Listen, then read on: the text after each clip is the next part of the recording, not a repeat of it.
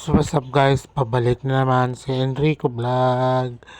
Kamusta na kayo guys? So, matagal na hindi na tayo nang mag-upload ng ating video. Ayun, nasa school na tayo ngayon at naka-uniform tayo. At papunta pala tayo sa school para mag-pictorial. At nandito na tayo sa school at nag-uumpisa na mag-pictorial sa amin. Dahil sa amin ay graduation na, sa labas muna tayo garay para maghihintay sa ating nagan.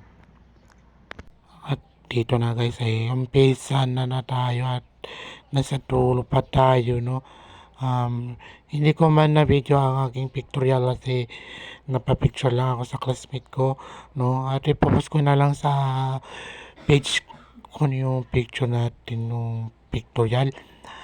Yan, papunta tayo sa social hall.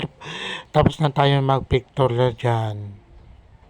At nandito na tayo nga sa social hall para mag-pictorial ng by section.